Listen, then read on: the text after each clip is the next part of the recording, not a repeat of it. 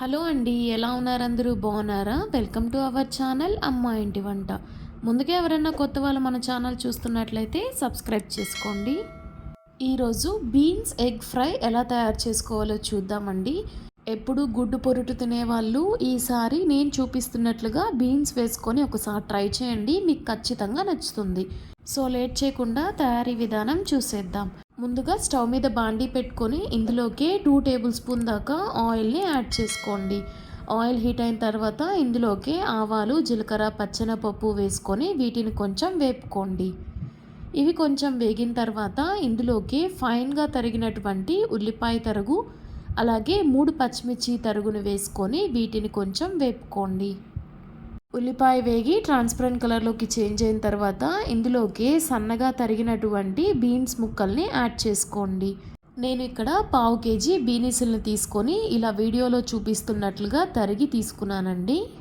మీకు కావాల్సినంత క్వాంటిటీ బీనీసులను తీసుకొని ఇలా వీడియోలో చూపిస్తున్నట్లుగా తరుక్కొని ప్యాన్లో వేసుకొని వేపుకోండి. ఇవి కొంచెం త్వరగా వేగడానికి ఇందులోకి 1/2 స్పూన్ సాల్ట్ని కూడా వేసుకొని కలుపుకోండి. అలాగే ఇప్పుడే ఇందులోకి ఒక 1/2 గ్లాస్ దాకా వాటర్ని కూడా యాడ్ చేసుకొని కలుపుకోండి. వాటర్ యాడ్ చేసుకోవడం వల్ల బీన్స్ అనేది కొంచెం త్వరగా ఉడుకుతుందండి.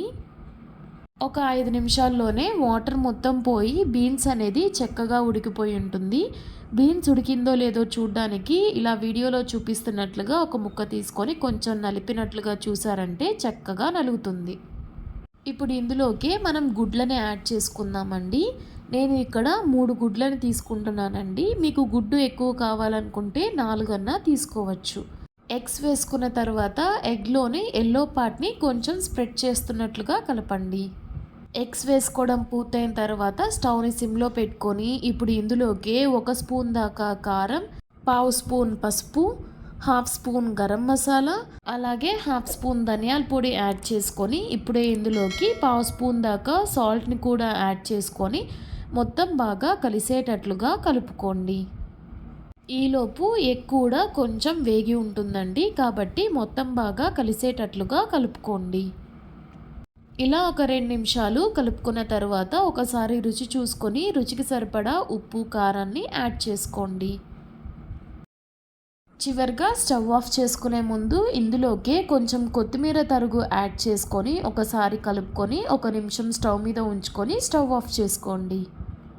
అంతే అండి, చూసారు కదూ, ఎంతో రుచిగా ఉండేటటువంటి బీన్స్ ఎగ్ ఫ్రై తయారైపోయింది. వేడి వేడిగా సర్వ్ చేసుకొని తినడమే ఆలస్యం. మీరు కూడా ఇలా తప్పకుండా ట్రై చేసి ఎలా వచ్చిందో మీ కమెంట్స్ని నాతో షేర్ చేసుకోండి.